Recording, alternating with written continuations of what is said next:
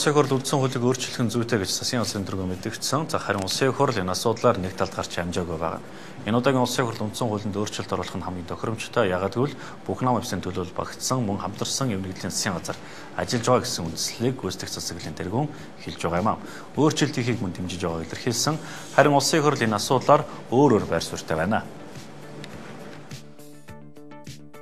Тэгэхээр одоо үндсэн хуулинд өөрчлөлт оруулна гэдэг бол бас л нийт ард түмнээр асуудлыг хэлцүүлж байж үндсэн хуулинд нэмэлт өөрчлөлт оруулна.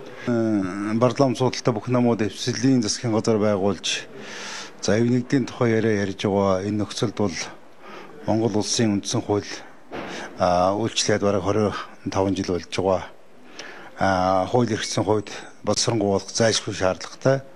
Энэ улс төрийн шин чанартай, эрх зүйн шин чанартай, эдийн засгийн чанартай хямралын нэлээд хэсэг нь энэ одоо эрх зүйн зохицуулт, түүний үндсэн хуулийн зохицуултад шууд холбогдож байгаа учраас энэ үндсэн хуулийн өөрчлөлтийн асуудал бол өнөөдөр зайлшгүй яригдах ёстой зүйл. За парламент судалтаа улс төрийн намуудын бүх одоо оролцоог үрдүүлсэн юм үндсэн хуулийн ажлын хэсэг гарсан. Сая хаврын чуулган нэгдэх одоо намрын чуулган завсарсан энэ хугацаанд л үндсэн хуулийн ажлын хэсэг нь нэлээд одоо эрчимтэй ажилласан гэж одоо ойлгосон. Яг тодорхой ямар өөрчлөлтүүдийг ямар чиглэлээр оруулахаар болсон одоо бидэнд бол танилцуулгадаг байгаа. Тийм болохоор үндсэн хуулийн өөрчлөлтийг зайлшгүй хийх ёстой.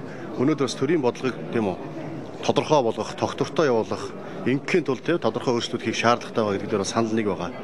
Тэр 400 эд хүн чинь 70 эд хоног хурлаад баг хурланд маш олон бид нар өөрчлөхийн тулд яг тэр дайны одоо жишг парламентыг бий болгож ийж ингэжээж үндсэн хуулийн асуудлыг өсгөж ярих ёстой гэдэг юм. Хэрвээ үнэхээр одоо заавал энд байгаа парламентууд улс төрийн намууд ярилцаад хилцэх ёстой гэж үзэж байгаа бол яг энэ хилцэх процедурыг ард түмнээс асууж болно. Энэ дээр бол олон хүн санал зөрөлдөх. Би нийгмийг хараад байхад бол жишээлбэл олон хүн энэ удаагийн парламентод өөрчлөлт оруулах ёсгүй гэж үзчихлээ. За нэг хэсэг хүмүүс бол одоо олон нам эвсэл бий болцсон иргэний хөдөлгөөний зохицуулалт орсон үед өөрчлөлт оруулах ёстой гэж үзээд байгаа юм. Энийг хагалж чадахгүй бол энийг ард нийтийн санал асуулгаар хагалуул. Иргэд бол энэ хурлаар хийлгэж болохгүй гэж ингэж. Яг л үндсэн хууль зөрчсөн 28 гишүүн байгаа учраас. Бид яг тийм байр суурьтай байна.